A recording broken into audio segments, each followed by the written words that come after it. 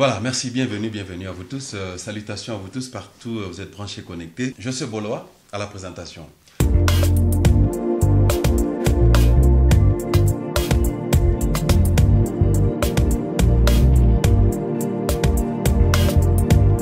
Voilà, branché connecté toujours dans www.congodialogue.com. Et moi, c'est Je suis Bois à l'international. Oui, puis qu'il y a des embolisations toujours embolisées dans DMTV, n'est-ce pas? Je suis Bois à l'international. Alors, dans des aboués qui tournent ma casse. Alors, maman Francine Ngué, mettons la fruit, je suis dans plein Joboura, tu es qui t'en a micro baladeur pour dire que Bandimi, basé dans méchant, mon saranat, un minute, yo, fidèle basé au Tomboka. Alors, comment se fait-il que pasteur est l'église des sommeils, en église des sommeils, en église des réveils, pasteur église des sommeils, Tomboki, comment on intercarré, Joseph, intercarré plutôt mon sengo passigna, ou à une initiative, ça la marche pour nous défendre la loi, Yamboka RDC. Alors sans plus tarder naza na bengami makasi ndeko moko abina bolowa na ya na micro na yo poto pesa la quand même to réfléchir pour marambo ezokisinga mtema na mitsoku na zongi dans l'église catholique ba croix na ngana ba Santo Maria ona bana osambela neza bana récupérer yango. Alors nazo benga série Emboli, donc il devient vraiment l'ami et puis fréquentation à Congo Dialogue sur l'actualité Zali. Alors je n'oublie pas sans pour autant vous dire que celui qui est derrière la caméra c'est DMTV. Désiré Mukombozi. Bolande pena bemission monsieur Rolanda développer nega pour na makambango. Donc ça pena pas si mingi. Alors je dis grand merci à Francis Mwanza, le directeur et Agidar Cargo na Kempton Park. Nazo Mbemboli rapidement. Mon confrère, ça va? Pele. Non,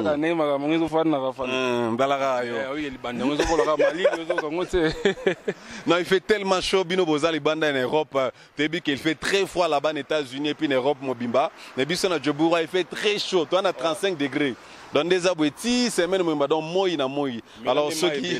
Voilà, moi, bah, belé, ça là, moi bien quoi, n'est-ce pas? Donc, ça là, moi bien. Francine Ngué, mais de la Belgique, grand prêtre mère. Alors, j'ai profité de l'occasion pour dire vraiment ma condoléance à mon confrère à Toms, à niveau Angola. À Otozoalikama, Matang, Otozoa, vraiment vraiment condoléance, tous de cœur. Emboli, calmez-ça. Pépélé au Saranate, mais tout ça, moi, on m'attend. Solo, hein? Le Congo est en deuil. On a perdu nos soeurs et nos frères, des martyrs. Bimaki na libanda pona kobunda pona bandeko. Bon, baza ba vaillant, bazali ba courageux. Tous en deuil, voilà. Vraiment condoléances na ba famille nyonso ba kufeli. Selon ba info tozolanda toujours toi connecté na ba chaîne d'information, tozali na 35. Mais on comme sur 12, mais sur les terrains il y a 50. Mais ça passe ming makilé tongo ils sont pas une fois. Vraiment quand nous les condoléances malgré tout peut-être cela qui bonne année to mal année ou comment dans la famille on a. Non c'est une mal année. On peut souhaiter bonne année qu'on a tout balo c'est cas. Mais on est qui cause moko noble.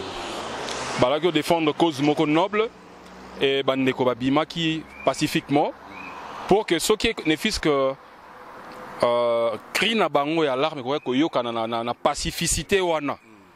Au moins que le premier mais donc ça dit répliquer les bango na mando qui peut maquiller tangi c'est vraiment passé voilà et ça passé Emboli na ebi ko za mo Christo na ebi mo Christo mais soko benga ki bolo pour la bagana bolo na ni na manifester indignation moko par rapport ya ba leader de l'église des réveils. C'est comment votre indignation? Bah hypocrite toi non?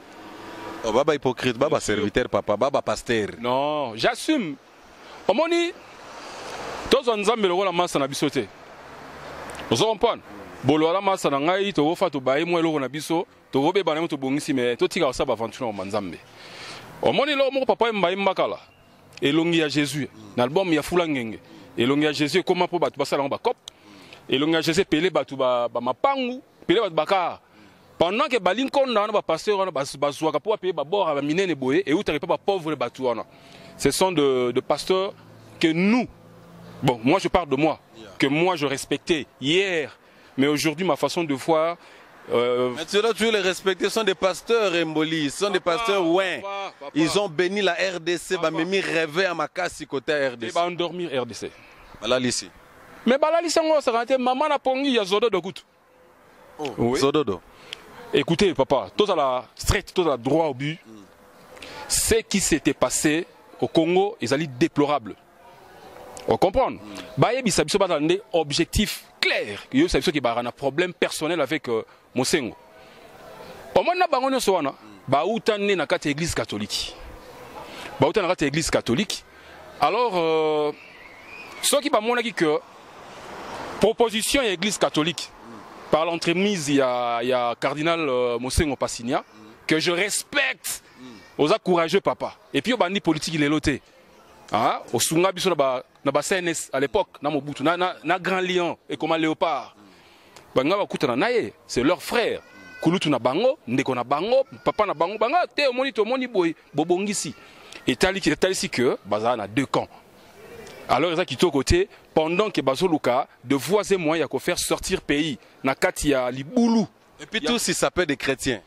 Mais bien sûr, au monde c'est comme chrétiens catholiques, des chrétiens charismatiques et protestants. Voilà ndeko, il y a un moment que les musulmans aujourd'hui bako c'est karabiso to batu ya bon na moi na liste on a tebe na imam oya ba musulman na azara mingi na makambo bakabila ke na comme on est qui mara na yebi azala na liste comme on est dans la liste to monde en Afrique du Sud partout dans le monde des alliés au boya raté. Donc ba pesi mot d'ordre moko pona ko faire sortir pays na kata mulili bozan étiquette moko chrétien et ça le kolanga comme na ngai emboli.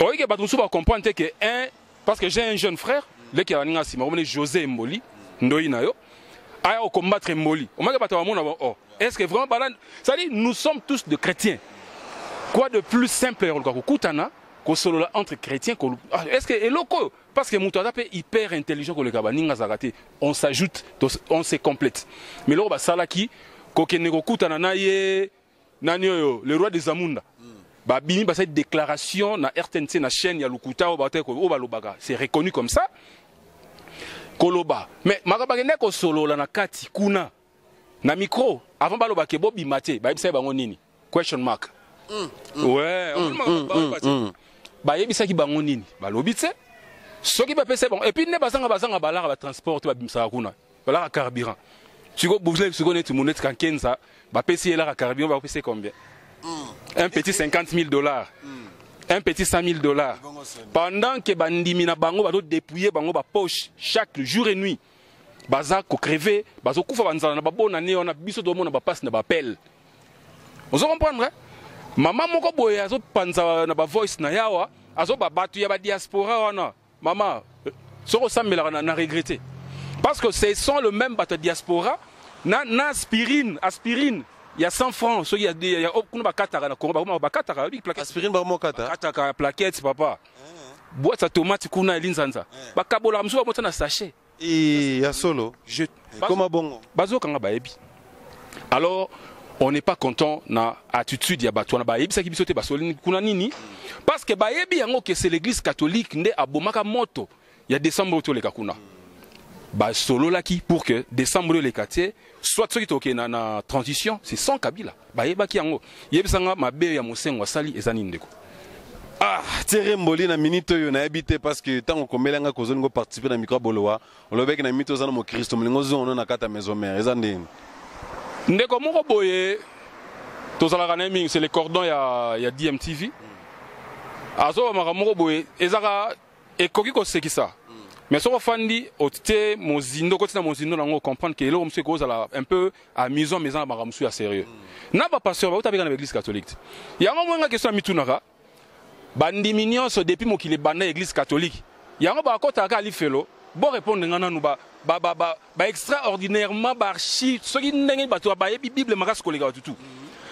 Et puis na ba musulman nyonso bako kota ka peka ka lifelo na barati parce que bato comme archibishop ceux qui banani ba utabeka na l'église catholique qu'ils nous disent mabe oyo catholique ezalaka nango en tout cas cette fois-ci tout le monde ndrizate papa token na to fana na bandeko ba catholique to matana mituka na bango tozoli na bango ba fufu papa mabe parmi les meilleures écoles les écoles catholiques et puis parmi les meilleurs hôpitaux les hôpitaux catholiques et puis parmi les meilleurs enseignants et puis meilleure éducation ils ont fait ça en église catholique quand même on n'a pas vu de parmi les pasteurs na l'église des réveils na l'église des réveils ouais école na bango surtout plutôt compter hôpitaux na bango za wapi nakatio et ça na ba pasteur ba drainer ba foule notamment na cité comme parce que comme net mutombo na 7e rue wana fulo balotondisa kuna mais dimo ezoko kota ne dim na dim to moni ta place oyo il y a un chantier na monite un chantier na yo ke ne ata ba centime so ba centimètre bani to bana première ruti 7e riba bongisa ko rouler carrosse ba benga bana na bango ba fonta na ba États-Unis na ba Afrique du Sud tozali awa bana ba France ba ya ko fana na ba ndeko na biso pe na kata Congo vous comprendre.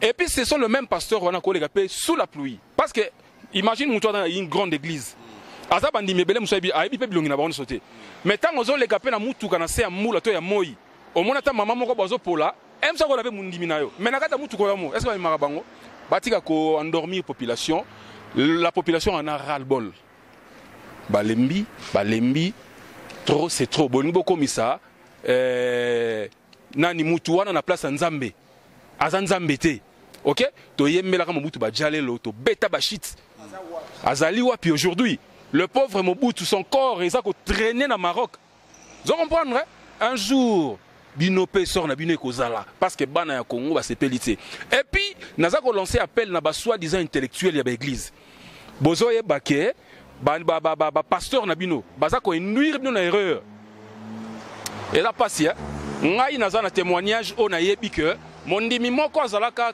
berger na église ya Kiziami na Kibila na extension na ye ya Kwenge na Matete en face ya Mandina na bar Wika bat bayebi na 2006 tangu Kiziami na bimara député ba votaka et na expliquer a Rosala bimara na étiquette ya indépendant tant ba voter ba présenter ba na grand hôtel intercontinental ba eko présenter en tant que allié ya majorité batu balongwa na église baki déçu.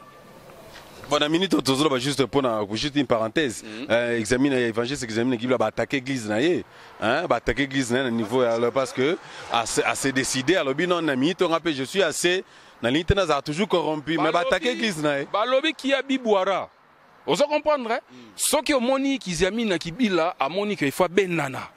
C'est que a moni sous compte na ekunate. Baza ba aventurier. Balonga qui était avant parce que abima qui était dans l'élection au Tigoleka amoni ko ndeba sundolier vometon ni mamba courage le ko ba Jekoko nzamba ko tela yonde ko malgré ba bokuna o kufate Jekoko atika poste na ye ya ki député dans l'Assemblée nationale abima atika ndako ana bima ya ngobi comprendre et puis alongwa ke na MLC ba soli bien ta longwa ke UDPS to ngi déjà kufi mais ba démentir Jekoko azali nzamba ko batela ye et puis na profiter na micro ya Papa Boloa radio stéréo bana kingabwa Jekoko abundelaka bino jour et nuit ne fiske pona kingabwa bo sata différence na bato église ya oya ko endormir bato na bato église catholique ya kingabwa mobilisez-vous comme un seul homme bo bundela mutu na bino wana sala ke banzela bino ezala Jekoko a beaucoup fait pour vous so bolo sundola eboye babi il faut que son c'est mutu ascenseur abundeli bino ya trop botika été Congo balingi ba exterminer tout le Congolais batikango au profit à ba étranger et de même de là je défie